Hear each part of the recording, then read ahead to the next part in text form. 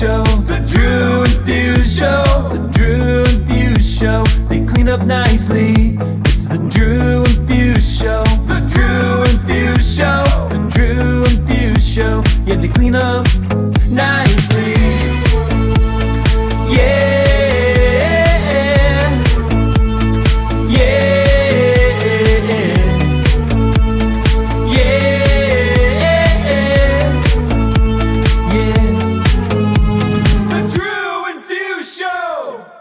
Oh my God, that's Drew Pierce from the Drew and Fuse Show. Oh my gosh.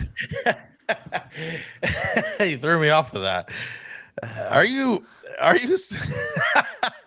See, you don't even know what to say. Cincinnati sensation Fusemania? I am. You know, it's funny, you know, at Fishbowl, we have the vertical TVs that play advertisements and stuff. And, you know, he's got one on there of me in a Fishbowl t-shirt. And it's like me selling the t-shirt. And I'm like doing like wrestling stuff, you know, to try to sell the t-shirts in the ad. And then like one's like a Friday night, like DJ ad, right? And like when I do the bingo at the bar, people will be like, I got a question. They'll like raise their hand like it's fucking school. And I'm like, well, you don't have to raise your hand here. You can just shout at me. It's okay. And yeah, what's the question? They're like, is that you? And I'm like, that's my twin brother, actually. And if you look really closely at the TV, you can see he's got like a spot right here on his eye. And like, that's how you can tell us apart. And they're like, oh. It's like, if you sell it, they believe it. For the longest time, most people don't know I have a scar on my face right here. It came from having a birthmark. I've always told everybody, I'm just outing myself here, but I've always told everybody that it came from a fishing accident, and that I was walking by a pond one day, and a fisherman was casting a thing, and I caught my cheek and like pulled my cheek out, and I had to run to the hospital. And I give this elaborate story about running with my cheek wide open, and people are like, I don't even know what to say. I thought you were going to tell us your dad was the Heath Ledger Joker, and he was like up there like, why so serious?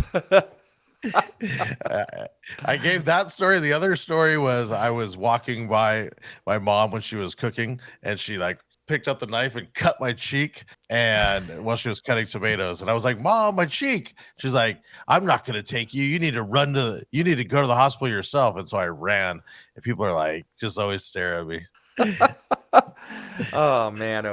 I don't even know where we were going with this, but you know, I have a scar over. No, I'm kidding. This whole episode's about our scars. We're just going to tell you about the scars all over our body today. Thank you guys for tuning in. This is the scars are here to remind us that the past is real, as Papa Roach once said. The scar tissue, like Red Hot Chili Peppers. Yep. Anyway, I was gonna segue. I was gonna alley-oop for you, and I was gonna go. Speaking of red, let's talk about some Fusemania and the Reds. Yes, the Reds. So as you guys know, you've been listening to the show, that I became one of the in-game DJs for the Reds this year. It's pretty awesome. It's been a big learning curve in terms of like, it's different, the kind of DJing that we do at like the bar or the club. We use a complete different program, and a lot of people have been like, well, why don't you use Serato? I've got like comments on Instagram about that, and you know, there's a time and a place for that. And I am you're a virtual DJ guy, is what you text them back. Yeah, that's what I hit him back with. I actually use thumb drives. I play on Record Box there. You go through the whole process of loading Record Box. Like find my song between like every. And then, like, if you think of that, think of that terms of like getting to a song quickly, even in Serato. A play happens, right? You need to be able to find the song or effect or vocal that works with the play that's happening. So a program like Serato just doesn't do that. And especially, you know, you have to have like your options. We're running two computers. We have two separate computers and a mixing board. And there's like essentially computer 1 and computer 2. They both have the same program on them, but they have different things. One is essentially what we call a fill computer, which plays fill music. That would be like anytime basically we just fill in empty space during the game. That's something, between an innings, if our whatever production we're doing between the innings is short, we fill afterwards or whatever. And then the other computer has inning breaks. It has effects, cheese as they call it. Stuff we're playing like to hype the crowd between, hits, if there's runners on first and second or third, it's all situational. Everything is very situational. And the toughest part, adjustment for me has been learning this, and using my brain in a different way, keeping it very sharp. Like there's certain songs, for example, if we just played, let's say we put an older veteran on the production board to honor, him during the game, which they do once pretty much every game. We do a hometown hero segment. They'll put somebody on the stage. Like you don't want to then play a song about like dying or like heaven or something like that. You know what I mean? Like there's like those kinds of things you have to be conscious of, It's like that one wedding where the guy's in a wheelchair to do the first dance, and it's Ed Sheeran. When your legs don't work. Yeah, that's terrible, but it's true. So it's being conscious of all of that at the same time as following the game. And now with the pitch clock, the music when you're playing player entrances, the music has to shut off at no later than 12 seconds left on the pitch clock, or the batter steps into the batter's box. If that doesn't happen, we could potentially be fined by Major League Baseball. There's that. We have different songs. I want to interject, knowing about what you do and all this stuff is, even though it's not Serato, just so he's not out there with vinyl and like all you purists out there.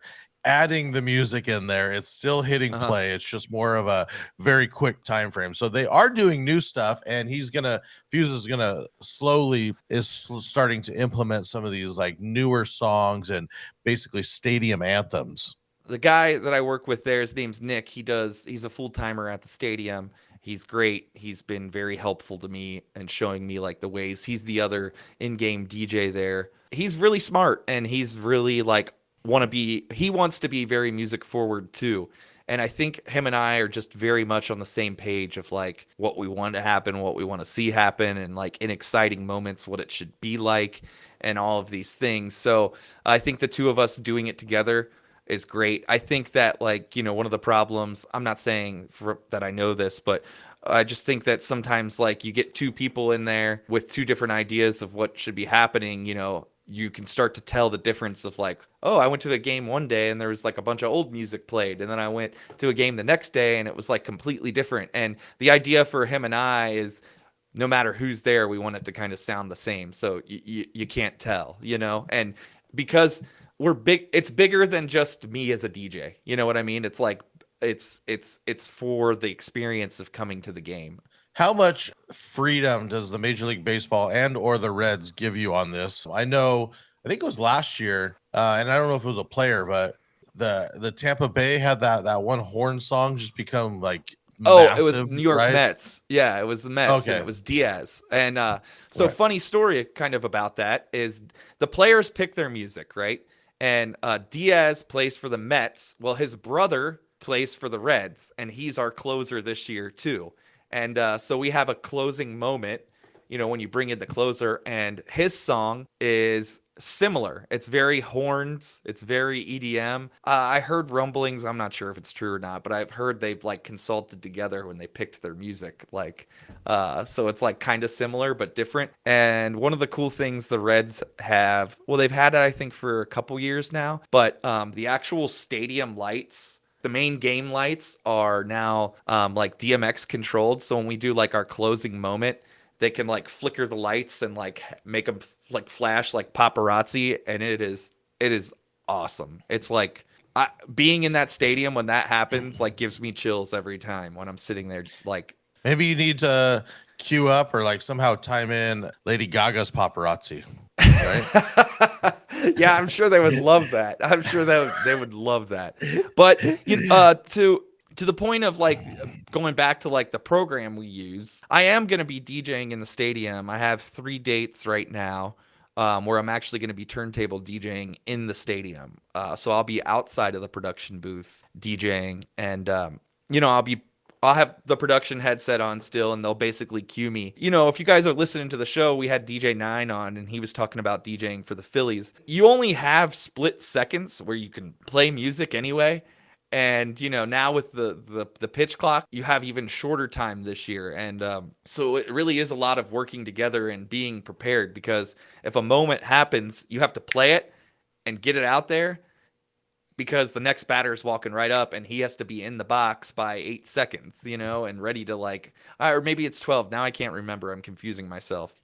We play music for everything that happens. If a guy gets a hit, if he gets a walk, if he steals, if on defense he gets we catch someone stealing, So there's all these songs and sounds that we play already that are a part of the team and the game that were already predetermined. Essentially, you just have to really be on it, and you have to be watching the game. And then all the Phil songs, Phil music, is stuff that we can pick on our own. We've loaded a lot of new music in. For example, Rivis made an edit that you edited, Drew, of the Funky Town, the Craze with Hello over it. That's one I play in the stadium, from time to time.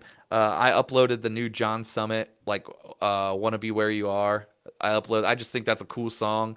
We cue them, so it's cued at the right spot, and then it goes into the drop, and pretty much after 60 seconds, that's pretty much all you get to play anyway. So you get the good parts in, and then you're kind of back into whatever's going on. And are you just chopping these to 12 seconds? Or are you letting them have a little bit more than that so that you can start or stop it, or does it loop if it replays it? So within the software that we use, you can set a loop. Essentially, you can tell it to loop, but I just cue it at a good spot, because you can do that within the software. And that's so all the players, so every single batter, every single pitcher, they all have their own music. And so if a batter comes up, we have to play their music.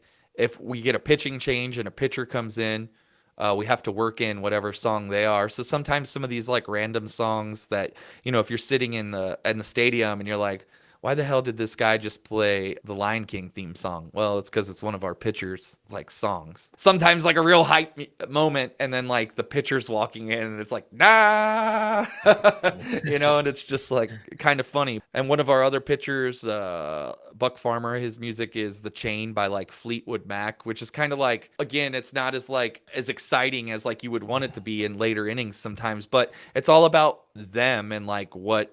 I used to think oh, well, how does this excite anybody? And sometimes that's not what they want it for. They want it to hear it to calm them down. They want it to kill maybe the vibe in the state. There's all these different things that you got to think about with it, for the players, because that is the job there, is to complement the game. And that's been a hard thing, is no matter what you're doing, you're not controlling the environment in there. You're just helping or assisting. And then, if we're getting blown out by 10 points, there's nothing you can do. Do you bring out the mustache man? Is there, you almost see, so the Angels, I grew up watching the Angels. They have the rally monkey. Okay. Mm-hmm. And so they must have started this at some point. If they're down, the rally monkey comes out. Who knows? Maybe it was somebody that was in your position and just thought, let's do this monkey. Maybe you need mustache man that just freaks out, right? And it's ride the mustache, ride the stash. And then what if it becomes a thing to where everyone is rocking stashes, right? And it's all because of you. I don't know. I'm throwing something out there. Listen, I'm just trying to not get fired this first year. That's the whole goal. No, it's just not get fired, because the rally monkey ended up becoming the biggest thing of all time with that shit. Big. There's a lot that's already going on. I think the Reds are doing a really good job, honestly. As somebody who loves baseball and I watch a lot of baseball, I think that the production quality of what goes into a Reds game is actually really good. I think that there's only so much you can do, and I think they do a really good job. Nick does motion graphics for the team. That's a part of his full-time duties too.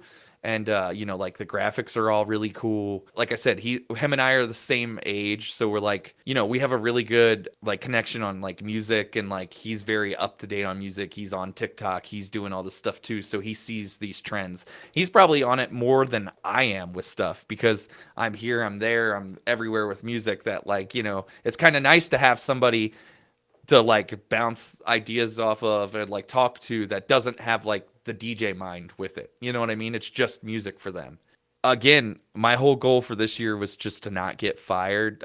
We had an incident a couple weeks ago where about 5 minutes before the first pitch, all the songs on the software started unlinking themselves, and the server got unlinked from the music, and we didn't have music. Thank God our organist was there, and he was playing music while we were trying to get things fixed. I'm on the phone with Nick, and he's remoted into the computers from his house, and he's like trying to get things going. And we went about 5 innings without all the songs and click effects, and we made it through. And everybody was kind of joking like, well, this is as bad as it gets. If you can handle this situation, like you're fine. Like you've experienced the worst it can be. And that was a really stressful moment, because I've been in a lot of high pressure situations before, but like fucking up the vibe of a Major League Baseball game is like not something I'm trying to do.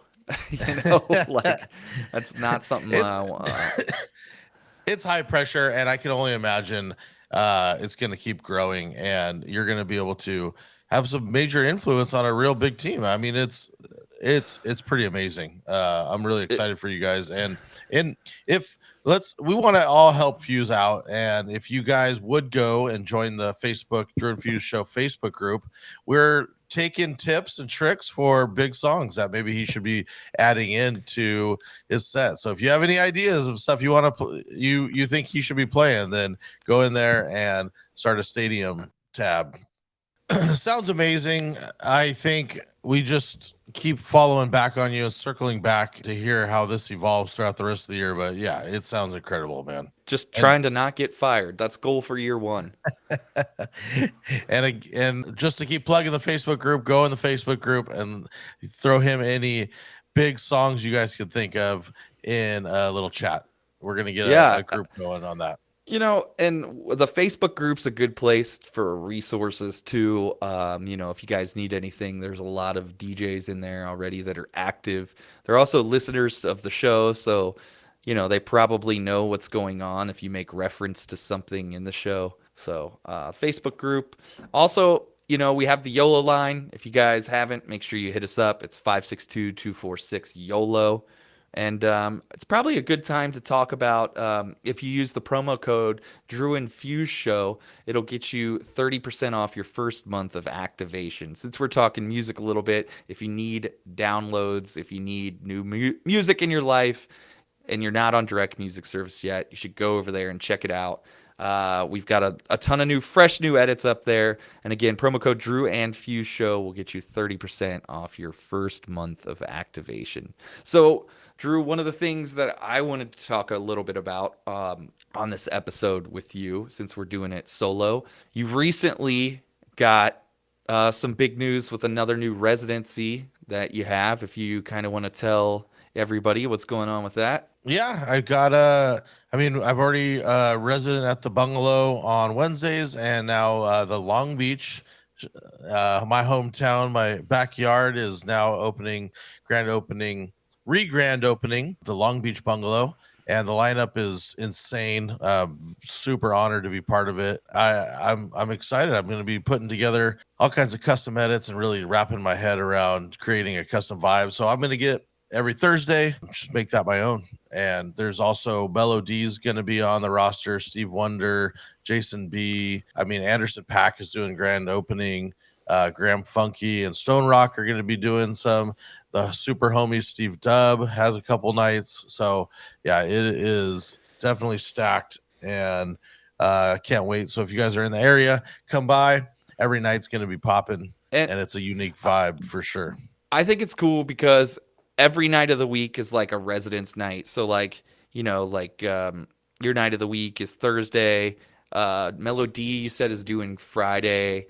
Saturday, Yeah. there's a Saturday day and a Saturday night, right? Yeah, Steve Dubb is on Wednesdays and Sunday days. So, and I think one Sunday day a month we're gonna rotate. And I know the captains of the industry are gonna be doing like a yacht rock day, and I'm just so excited because they really push the the format forward of being eclectic and being fresh and unique. And I'm excited for this place. And the venue fits the music fits the vibe of the venue, and it's so important. It's so rarely looked upon for owners to really push that too. So I'm pretty excited to be part of that.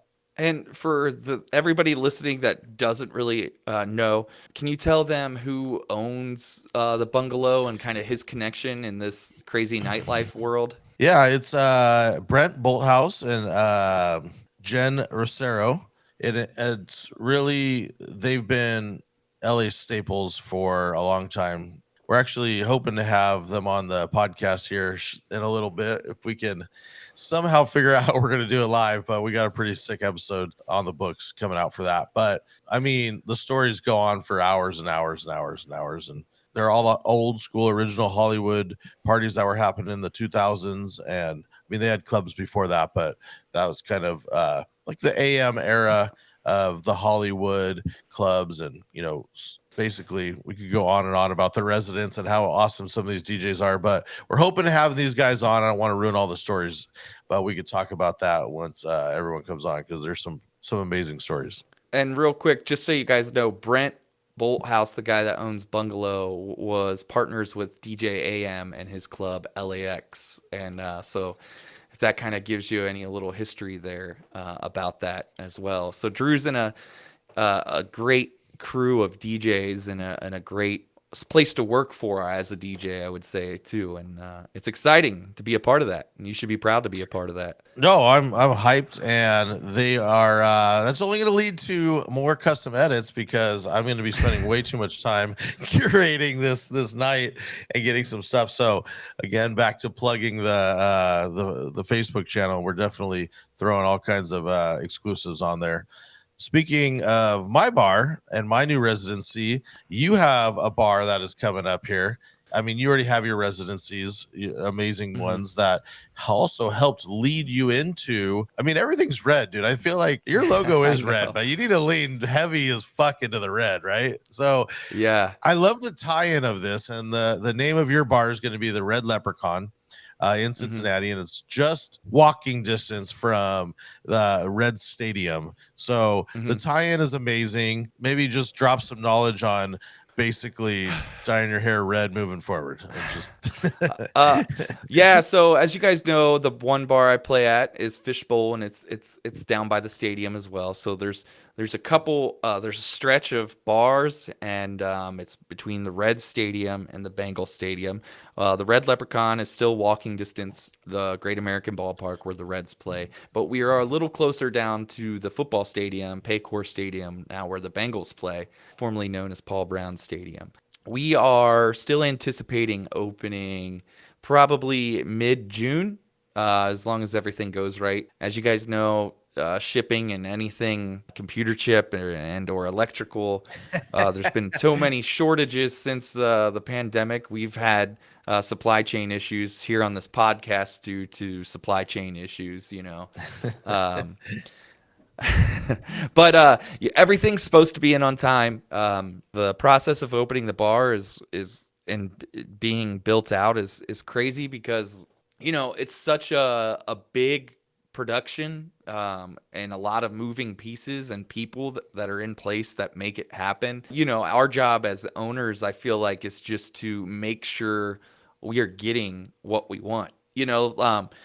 It's like anything else, everybody, stuff slips people's minds. We have weekly construction meetings every Monday, and we constantly are bringing up things that we talked about in last meetings, and they're very good. I'm not knocking anything. They've been great to work with. And but it's just constantly reminding like, oh, we got to finish this, or remember, hey, last week we talked about how we were going to do this, where are we at with this, we're running irrigation to the plants on the outside of the patio. Hey, have we talked to an irrigation company are we going to be responsible for watering these and turning the water off in the wintertime, or is the company going to come out? Like, it's all just details upon details upon details, and like, Basically, sorry to bother you while you're at work, but hey, remember when I told you this? Where's your where's your checklist that you could be going down, Danny and I are constantly going in there and like, looking at stuff, making sure that everything's going right. We even have a project manager. So we have a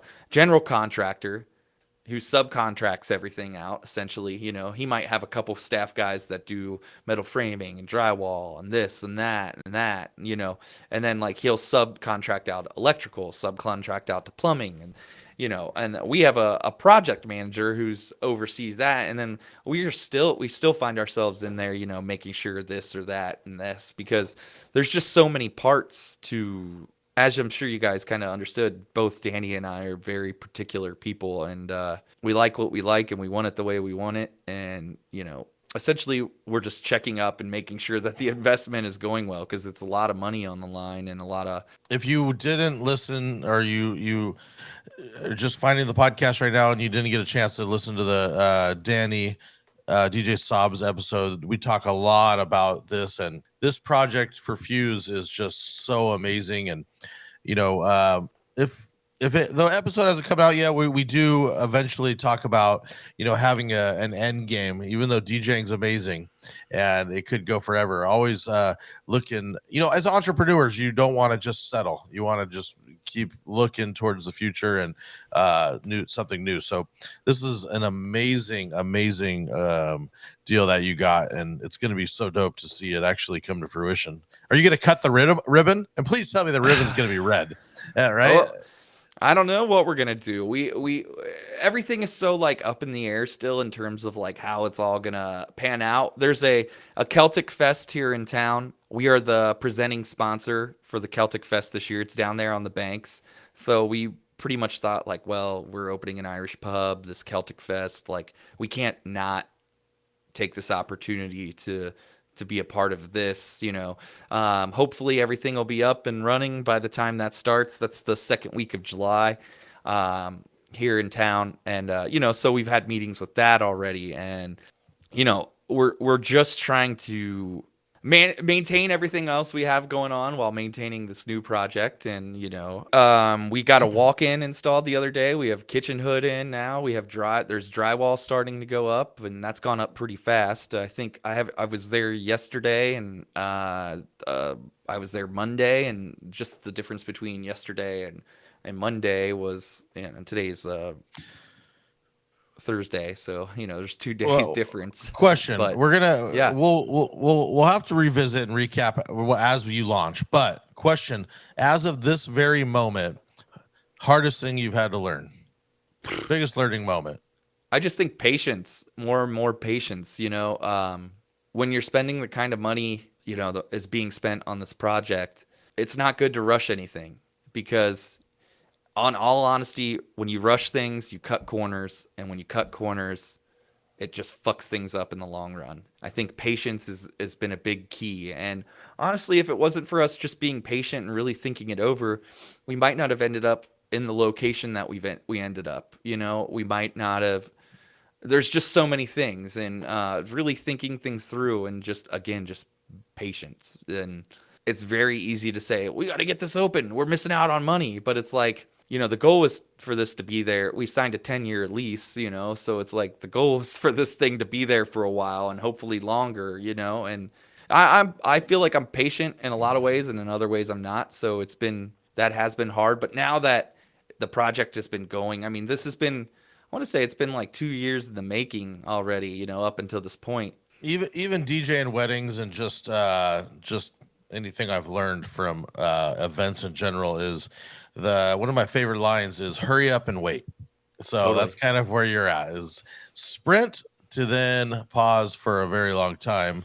And to transition into that is I'm pausing for our new sponsor. Yes. Yes. We got these new lights by Both Lighting USA. Yeah, so we want to push this because we have a new affiliate with Both Lighting USA.com/DAFS.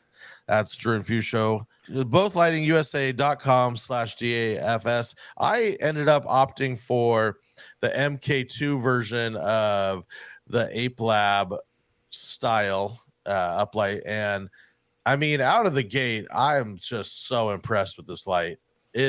I did some side by sides, and you can see it around my office. But I did some side by sides, and the menu is amazing.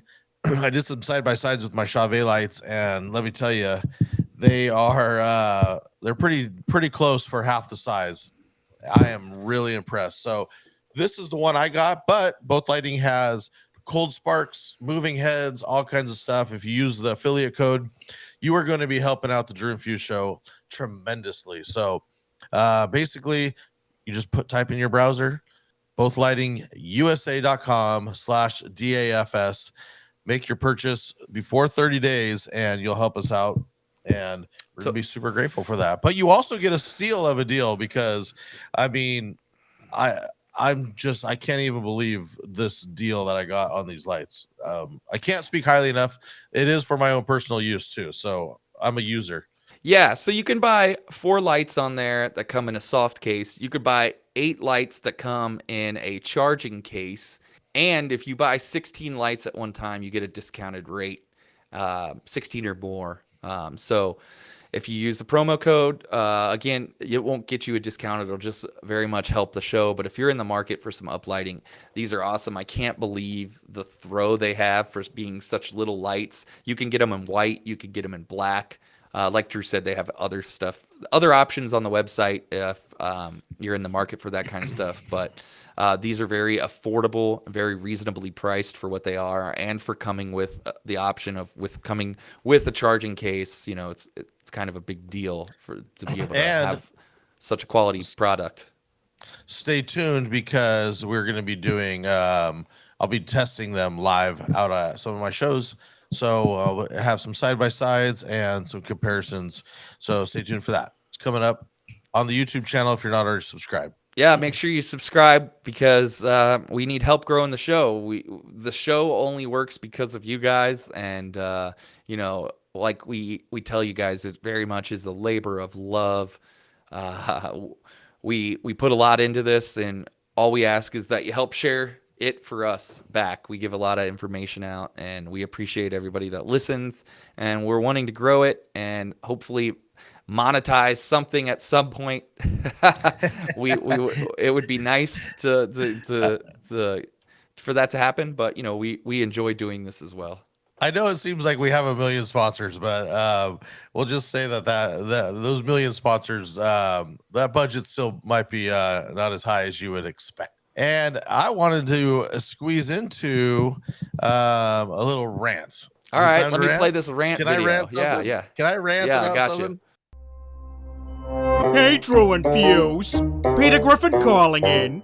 I want to hear what really grinds DJ's gears. Besides from Bad Bunny requests from a phone or DJs stealing custom mashups of YMCA and Macarena and using it on their own TikToks. Hey, this week's guest, what grinds your gears? All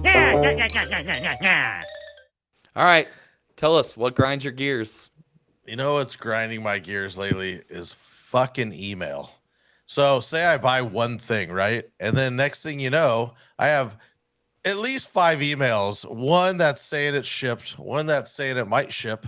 Then it gave me the tracking email that it might ship. And I'm not sure which one I got to delete, or do I got to write a note so that I remember it? And then they just stay in my inbox because I'm frustrated. And then I can't see any other emails. Business owners, I don't know what you're doing about this. And I know everyone's just spam the fuck until they unsubscribe. But let me tell you, I'm about to unsubscribe to every single email known to man.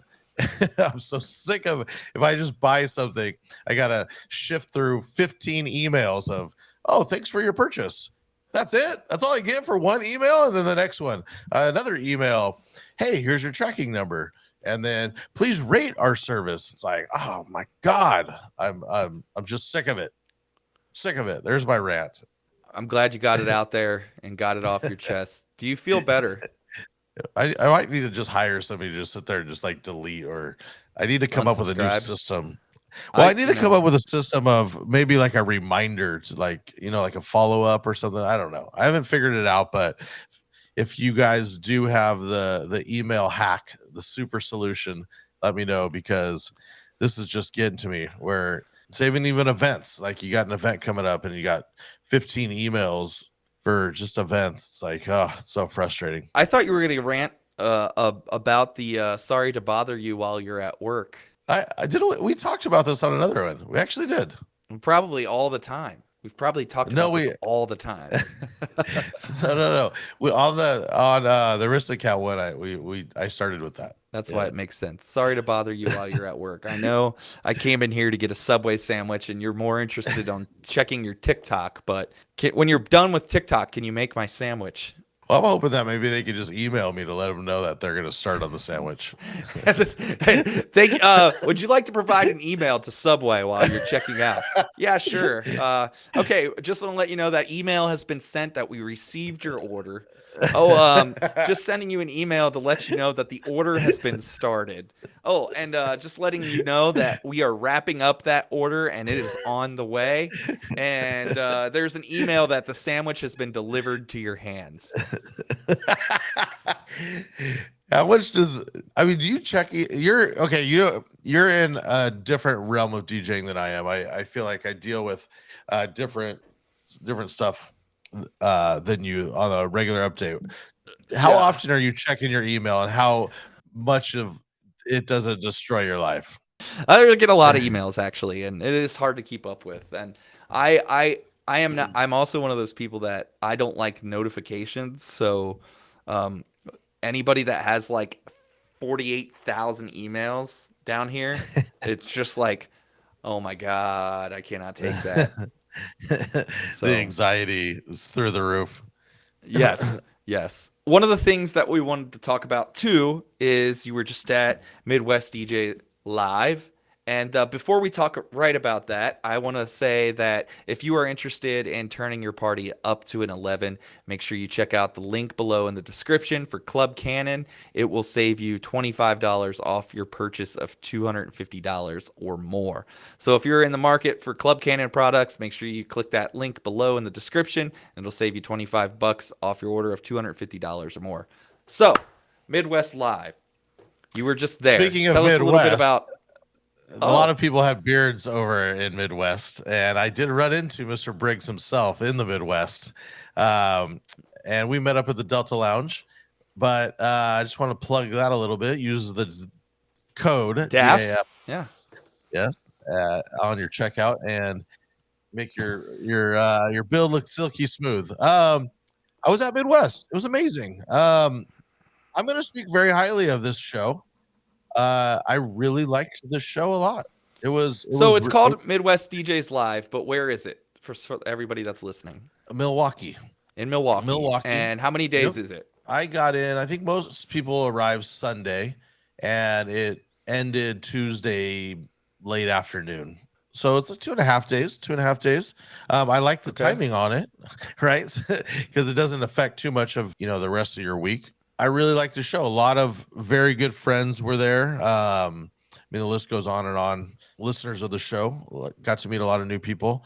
Chris Hintz and Pinnacle Production did a lot of they did all of the stage with LED wall and all the mics and the whole bit for that. Josh Staley Productions had a hand in helping with the nightlife, and they mostly everybody brought in way too much gear.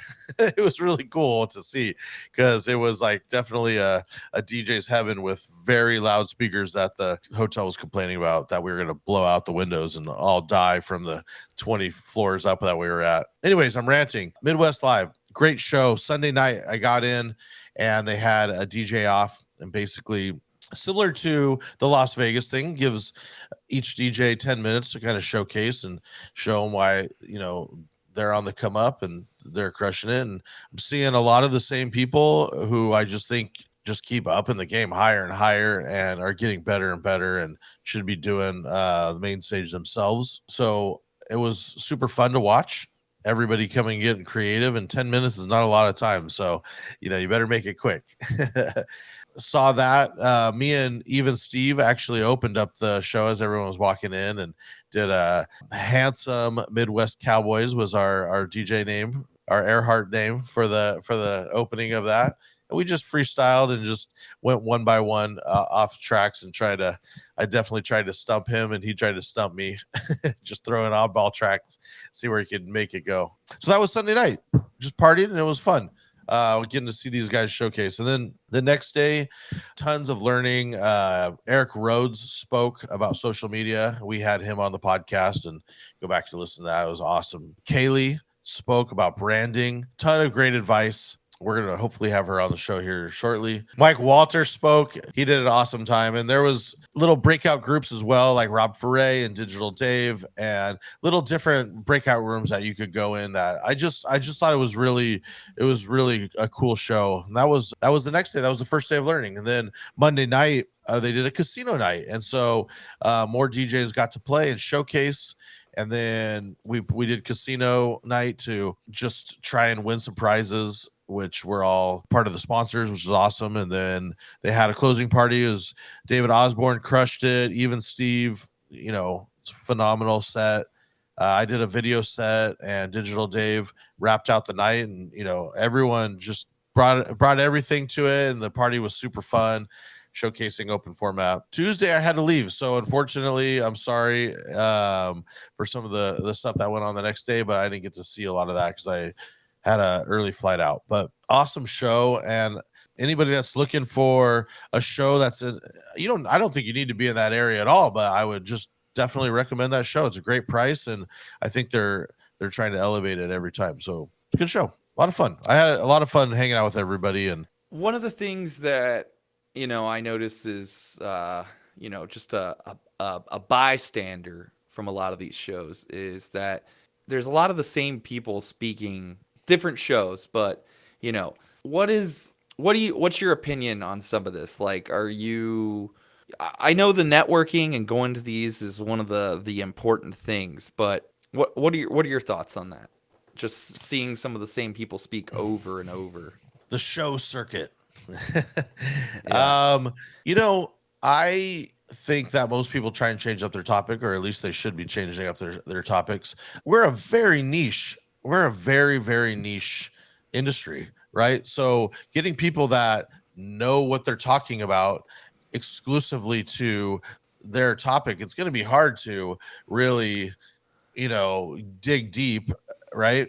And so I don't mind when people, and maybe even if I've already heard something, it gives me a chance to go out and talk with somebody, right? I think the show doesn't have to be just sitting in there, and if you've already heard something, I think it's the whole weekend experience. So, yeah, I don't know.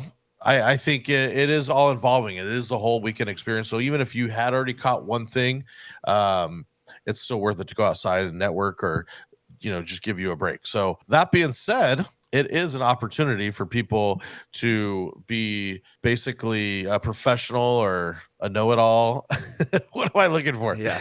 Basically a wizard of your craft. And, Eric Rhodes got up and he spoke for the first time. We know him, but he got up and spoke for the first time. And I think it's cool to give people in the industry their shine as they become, for lack of better words, the wizards and know-it-alls of their little niche. Personal experience for me, I'd rather hear, knowing that I've seen him on the come up, I'd much rather listen to that than someone I had no idea about. Totally. And just be like, oh, I don't know. Cool story, you're on YouTube and I should believe you. Knowing his trajectory, and all of us know that community, I think that's very fascinating to me. So I agree in that changing it up as much as you can is good. I also think that we're in such a niche that it's really hard to do too much. I think that culturally, in and even in society in general, everything is such like a biter. Everybody is such a biter anymore, and they see what's working and they take it and they grab it and they're like, well, this is working for them, so we're going to do it here now. And they're like, this person worked for this, so we're going to do it here now. And it's like,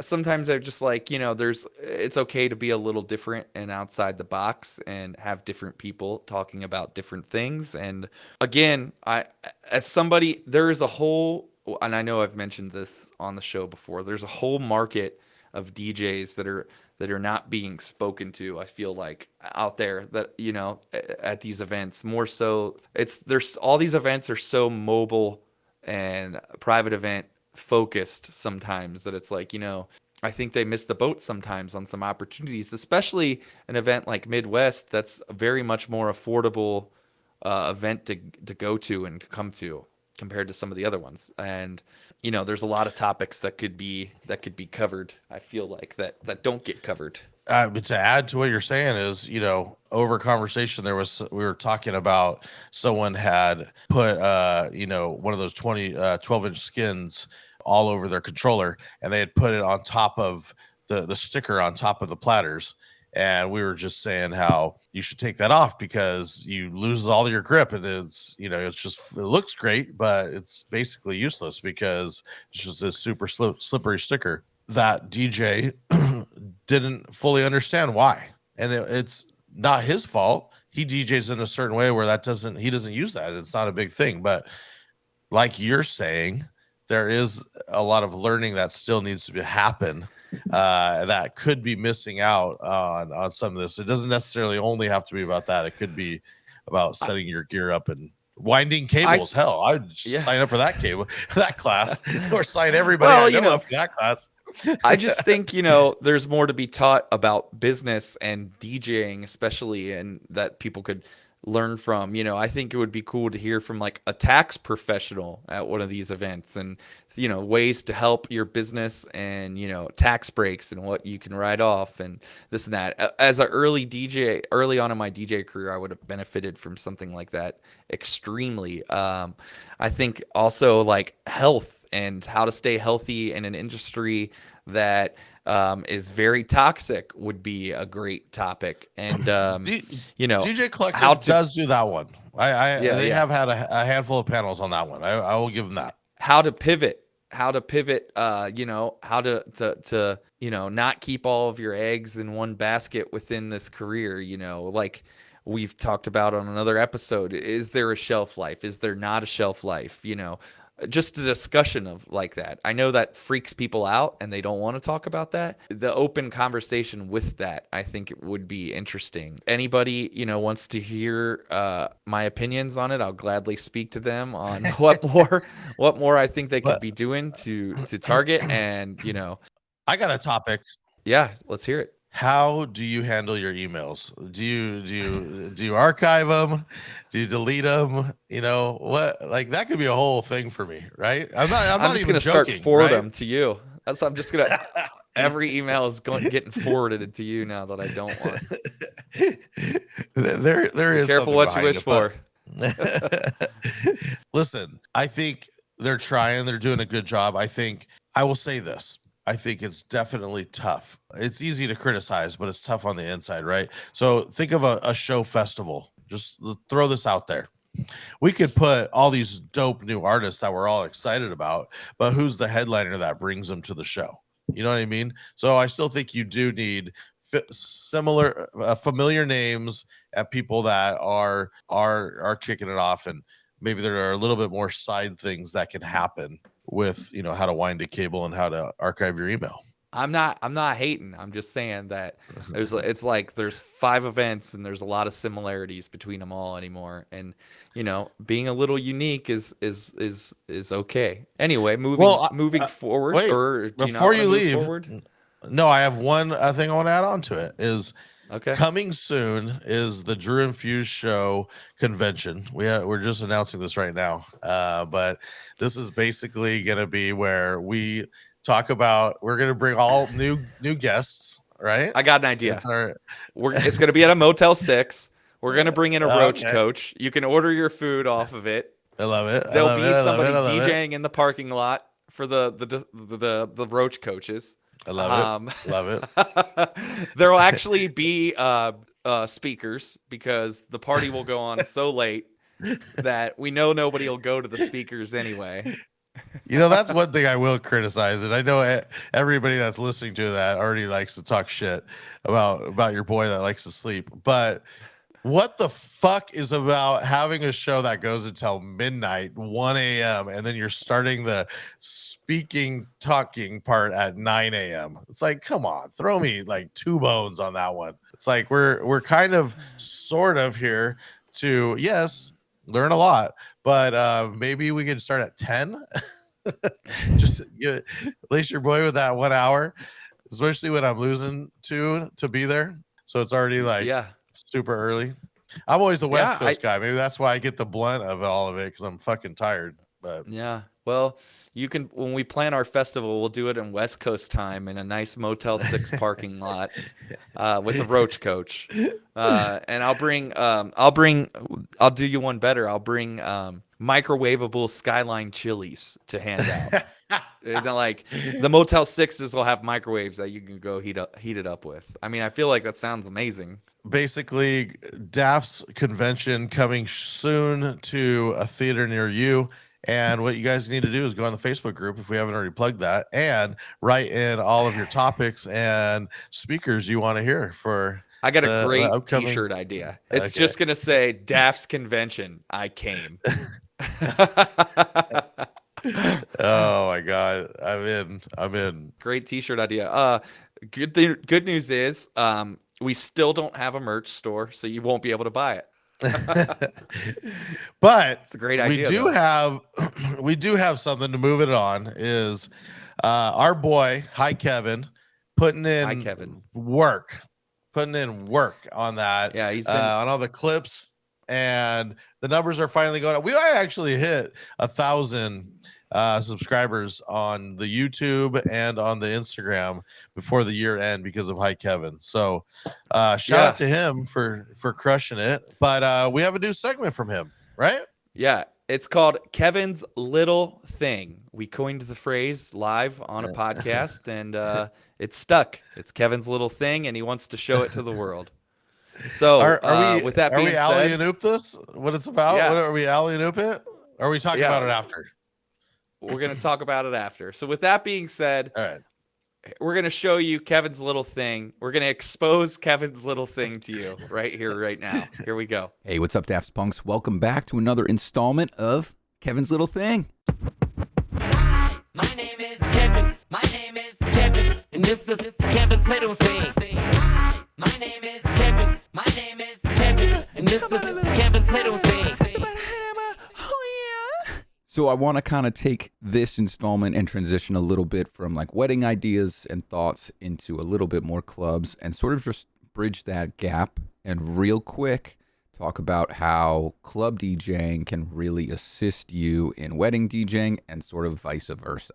So obviously, the more you DJ, the better you get. And the more diverse DJing, like types of events for different clients, the better you're going to get. If you master club DJing and you master wedding DJing, you're going to pretty much be a master DJ. But there's certain things that you do a little bit more at a wedding. Definitely are emceeing a lot more in a slightly different way than clubbing. You're definitely, in my opinion, should be moving a lot faster at clubs as far as transitions and genre style changes. However, learning all of that at a club can very, very easily transition into your style of weddings. Not to mention, DJing clubs, if you're a normal wedding guy, is a great way to fill your schedule on days that you don't have weddings. Sometimes it's not as much, but a lot of times it can be an awesome supplement, as well as basically getting you out there to train a little bit more, to interact with people, to learn what new requests are hot, to figure out what you're not doing right. So my Kevin's Little Thing for this week is consider taking on some club gigs if you're a normal wedding person, and allow yourself to expand your horizons, get a little more comfortable being uncomfortable, and also just make you a little more versatile, a little more well-rounded, and frankly, just a little more solid as a DJ. While we are all good at our jobs, of course, otherwise we wouldn't be where we're at, we can always get better, especially right now with things changing so much. Music-wise, technology-wise, get yourself out there, open yourself up to a little bit more criticism, and have some fun with it too. One great place to kind of help yourself learn about club DJing, if that's not your normal thing, is to check out the Drew and Fuse Facebook group. Be sure to reach out to myself or either of the boys, and we will get you an invite into that, where we talk about music basically all day, every day, as well as a bunch of other DJ stuff. So check it out. And thanks for tuning in to my little thing. Hi, Kevin. So that was Kevin's little thing, and Kevin brings up good topic, and it's kind of generic, and I don't mind generic because sometimes we need that to round us back down to what we're talking about. Kevin brings up the topic of DJing in clubs can help you be a better DJ at weddings and vice versa. It's great information. Well, sometimes maybe generic's the wrong word. What I will say, what I'll agree with you is, it's obvious as fuck to me and you. But some of these guys that are all, I make $8 billion on a wedding and still can't actually mix a song here and there, should rethink this. What Kevin's saying is, you could become that's what I meant too. 10,000 times better DJ by going and DJing out to people versus just staying in your room and DJing to your mom. Totally. And Kevin brought up a great point that it keeps you fresh when if you're playing weddings and private events, there are some laws in the schedule, and if you can fill those dates in with playing a bar or club. It keeps you fresh. It keeps you digging for that new music, because at the bars and the clubs you have to play a lot of newer music that maybe you don't have to play at your events. I've played a lot of private events where I'm just like background music, and they don't care what music's being played as long as it's the right vibe and the volume is right, so it forces yourself to stay current, and I think that's a good thing in this business. I got a new shirt idea. Oh yeah? vibing on my vibe. You know what I'm saying? Vibing on my vibe. Maybe that's for the girls, right? Maybe for the guys. Some guys. You know what we should do? We have Kevin's little thing, and it's great. You're vibing on your vibes made me think of this. And I think we should have a logo contest for a logo design for Kevin's little thing. And whoever designs the best logo for Kevin's little thing will get a DAFS convention I came t-shirt. With vibing on my vibe on the back. And then it'll say Kevin's little thing under it. Kevin's little thing made me come to the DAFS convention.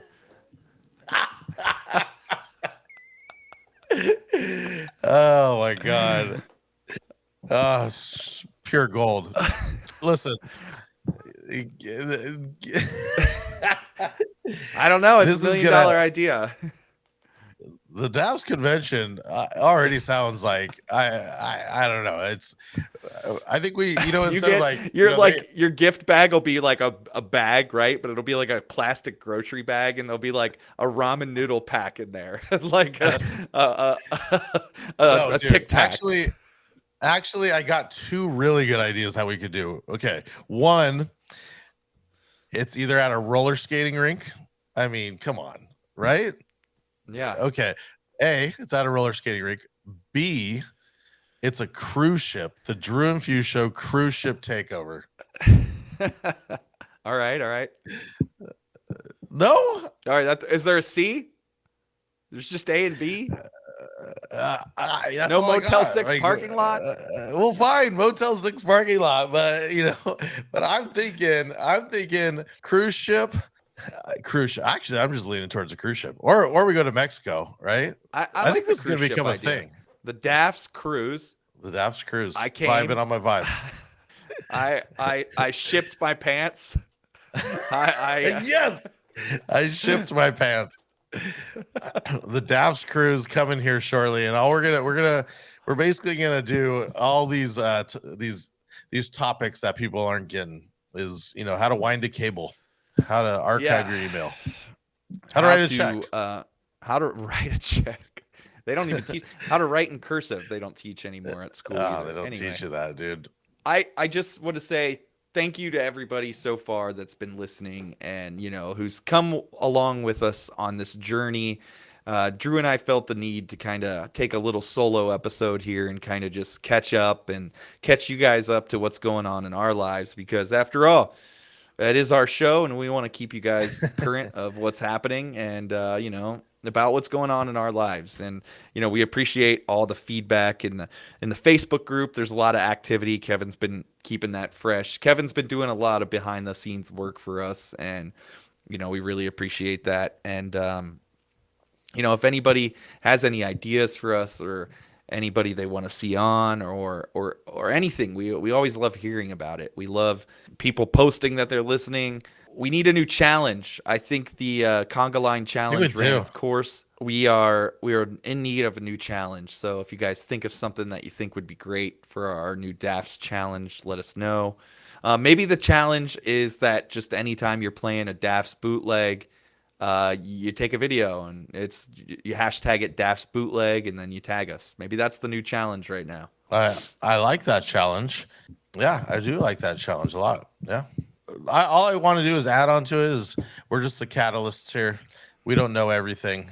Please at Fusemania that he's wrong, not me. If anything's good, you send it to Drew. If it's bad, you send it to me, right? No, in all seriousness, we're just people that decided to spend too much money and too much time into a podcast. So don't take it too seriously. We're helping you guys out. We're just throwing shit at the wall and opening conversations. So finish that conversation in the Facebook group. Go add to it. And I will say you should be going to conventions. I think if you guys want to network and you're an upcoming DJ, I think the more the merrier with conventions, even if someone's already spoke. I just think it's great for the networking.